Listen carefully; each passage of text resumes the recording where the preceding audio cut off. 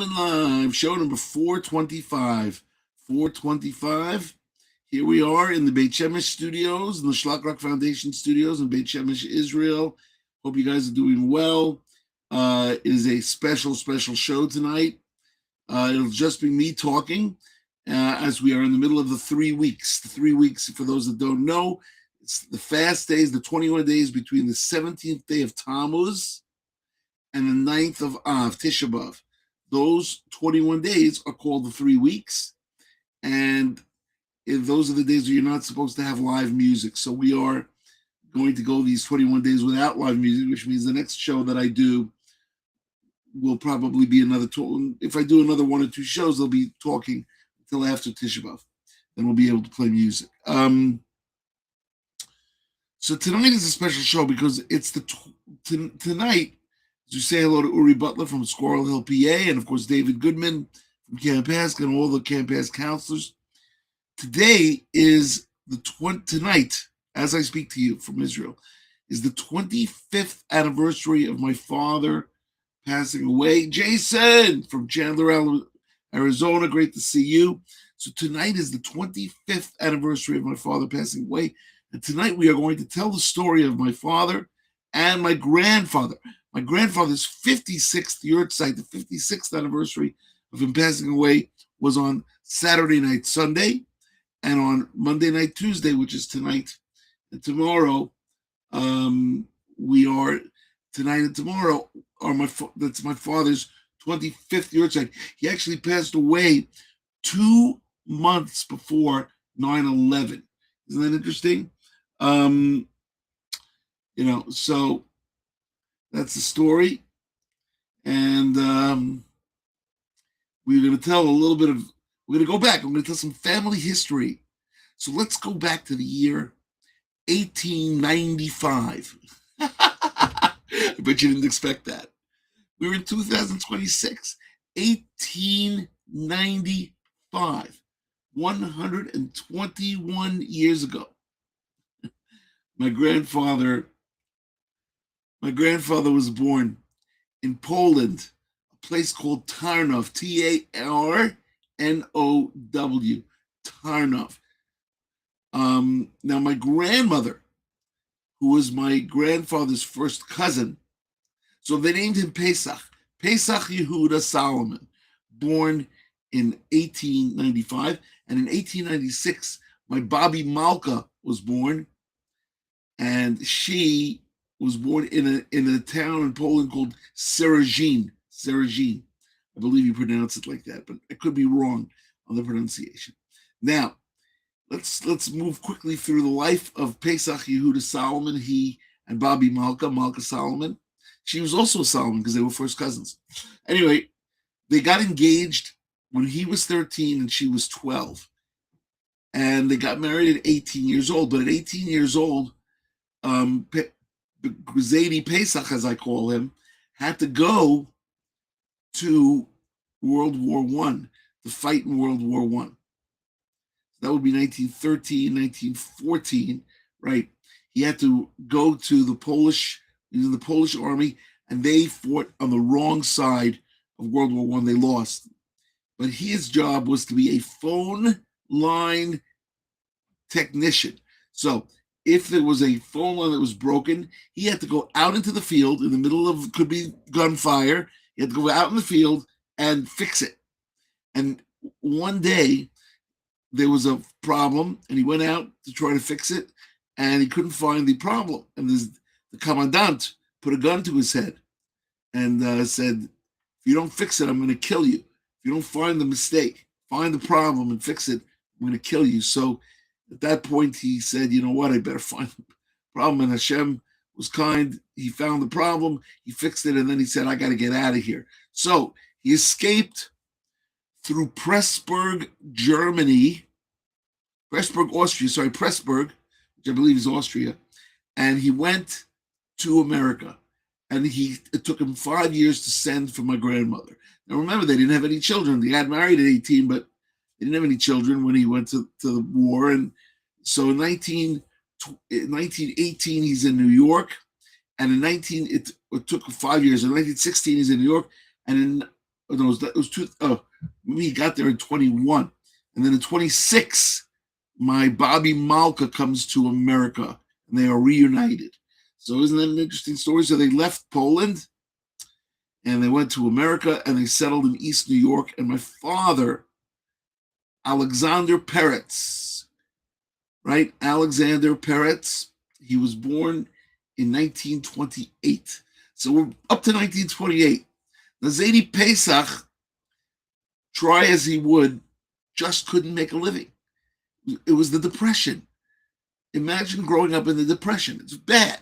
It was really bad. They moved like 18 times in 20 years or 20 times in 18 years. My father was the oldest. He had a younger brother and another younger brother. And they all witnessed this. You know what I'm saying? My Zaidi tried to make a living. He was in real estate. He was in insurance. It didn't go. And so, meanwhile, they moved and moved and moved. They moved around East New York because the landlords back then would say 3 months rent free, and then you got to pay the rent because they tried to get people to move in. As we say hello to Esty Raiden. Esty, good to see you. We're telling the story of my father and my Zaidi because it's my father's Yorzeit tonight, his 25th Yorzeit, 25 years since my father passed away. But right now we're still in East New York. Zaidi, it's 1926. Zaidi, my father's born in 1928. They move 18 times in 20 years. Meanwhile, my father, when he gets older, he goes to yeshiva. He goes to yeshivas. I would say hello to Aaron. He goes to yeshivas, first Torah Chaim, and then he goes to Chaim Berlin. Now, here's what's interesting: is my wife's family is also from Tyra, but she was British, so that's very, very interesting, as Sharon points out. Yeah, thank you. But they're all wishing me that the neshama should have an aliyah, that the soul should rise up. Well, my Zaidi soul and my father's soul. Anyway, so the story is very interesting because they grow up in the poverty, absolute poverty, the Depression, and my father, when he gets older, he has to go to the army. Which war are we talking about? Not World War II, because World War II was 1939 to 45. My father would have been 11 to 16. No, my father was drafted in 1952, I believe. 1952, 53. And he goes to Korea. He was in this Korean War. So my Zaidi takes my father to the Shmelner Rav. You might ask, who is the Shmelner Rav? I don't know. I really don't know. But the Shmelner Rav must have been a big holy man because my father goes to see him and my Zaidi asks the following question. If you haven't figured it out by now, my Zaidi was Hasidic. I don't know what sect, though. He never told us. He never told me. He never told us. Well, he passed away when I was 9. So, I'm not sure. Anyway, Zaidi takes my father to the Shmelner Rav, and he says to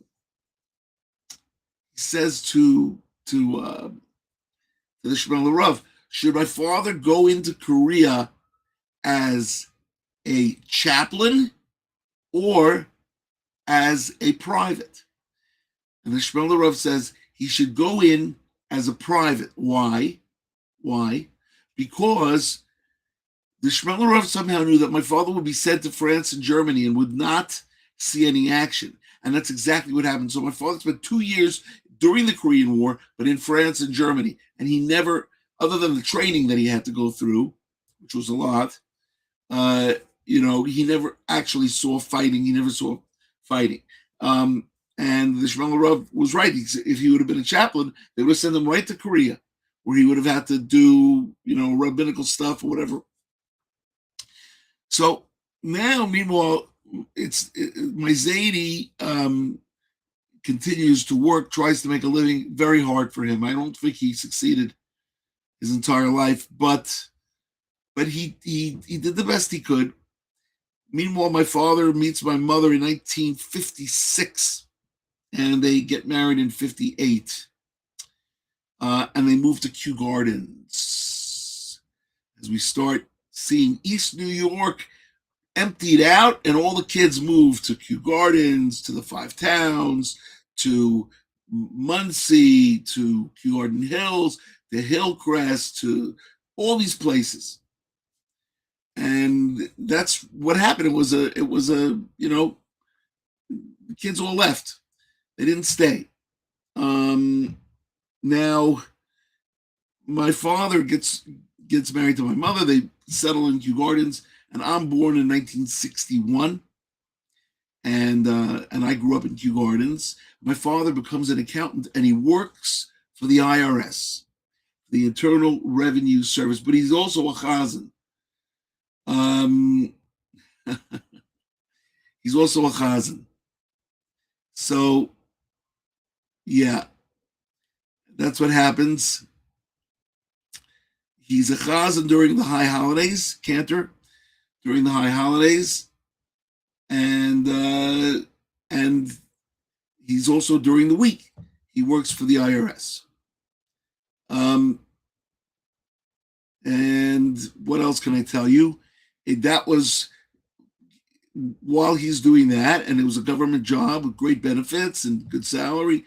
And I grew up, and I went through, I went to Yeshiva Central Queens.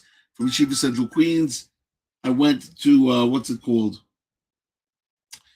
From Yeshiva Central Queens, I went to MTA, or Yeshiva University High School. From there, I went to Queens College, and so on and so forth. My Zaidi passes away in 1970. He was 75 years old. And it was just like that song, oh, my Zaidi lived with us in our parents' home. He used to laugh, he'd put me on his knee, right? That song.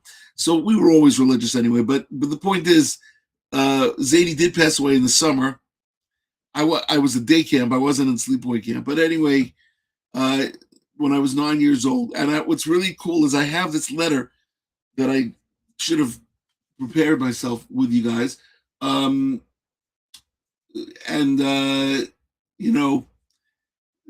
funny thing is,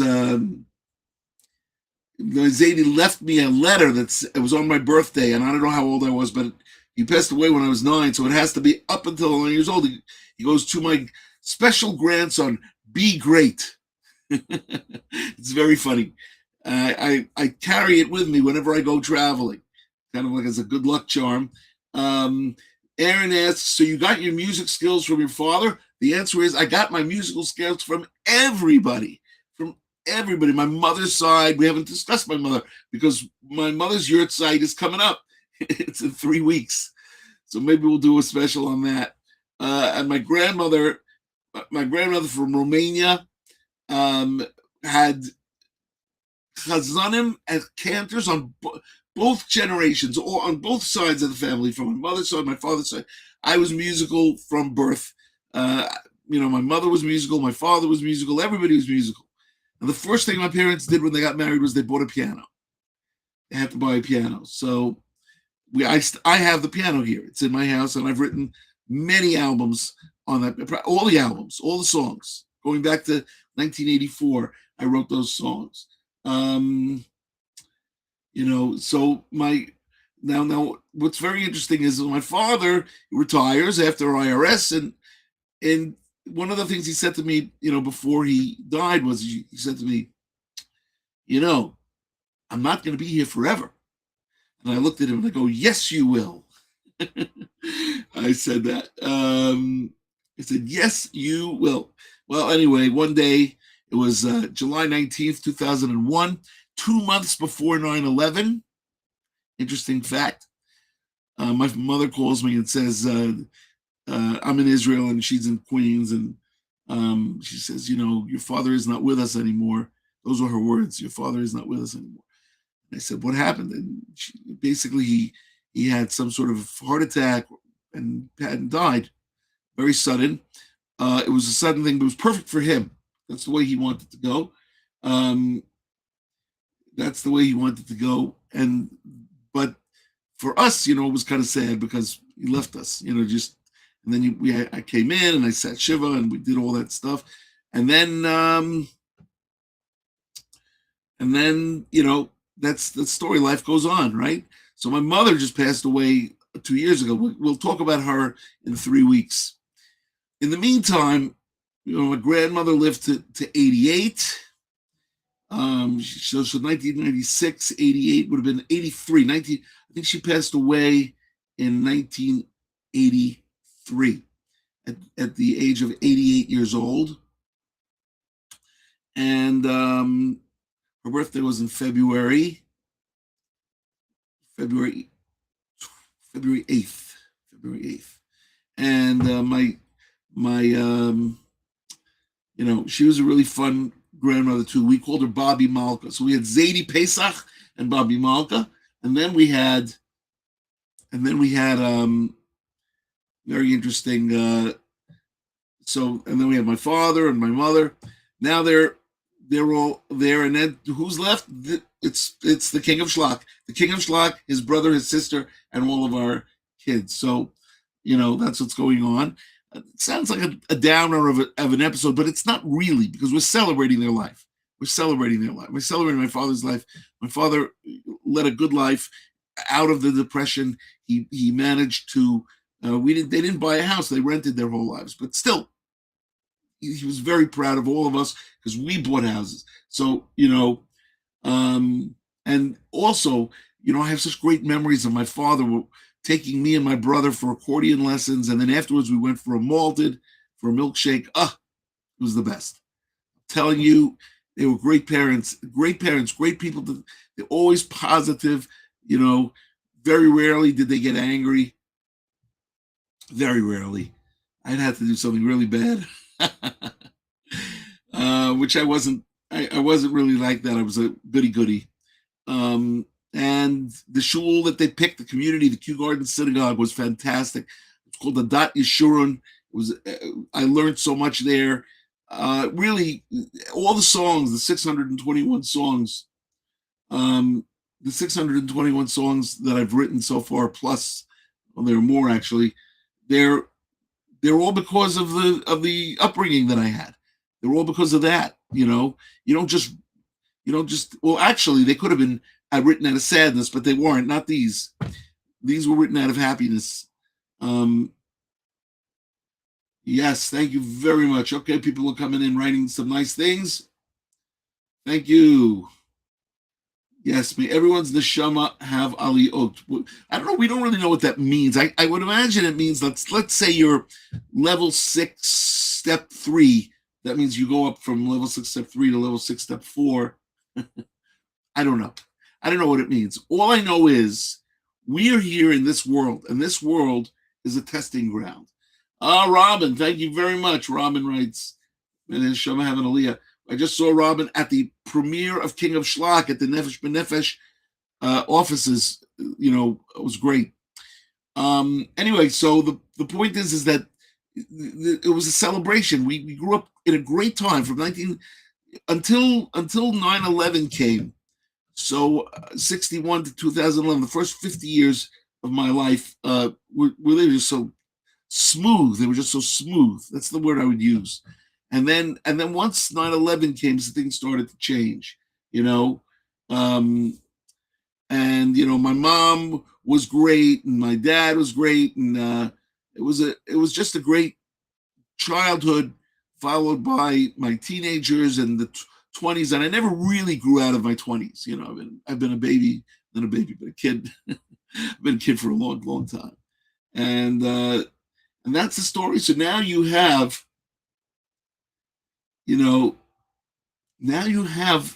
the story of my Zadie from 1895 to 1970, my father from 1928 to 2001.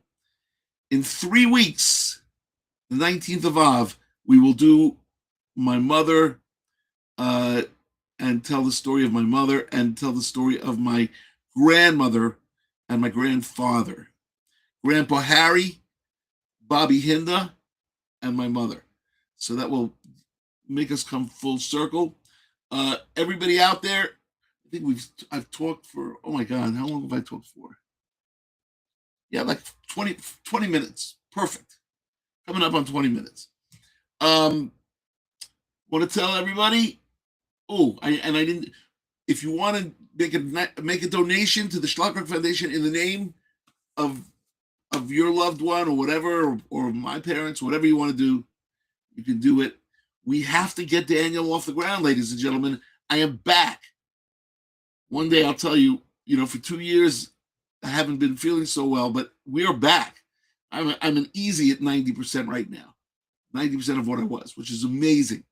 And I thank God for that. And King of Schlock is ready to get back on the road. August 9th, Chabad of Cape Cod, finishing album number 41, even though 42 is out already. And that's the story. Yeah. So I want to thank our associate producer, Judy. Our associate producer, Judy. We want to thank from Clifton, New Jersey, and everybody out there. Keep on schlocking, and remember, Mashiach is coming soon. Don't lose hope. I know it's tough right now, but don't lose hope. We're going to see it all. We're going to see it all with God's help. And all right, so the next time I'll go on, maybe will be Thursday with Eitan G. Maybe that will be our goal. Thursday with Eitan G. If he's around, if he's not around, then it'll just be Thursday with me. But we are doing no music. It's no music for 3 weeks. We don't need music. Yes, we do. We love music, but maybe we'll sing some a cappella. All right, everybody. That takes us to the end of the show. Lenny Solomon Live, show 425. 425. Keep on schlocking. And remember, we'll see you soon.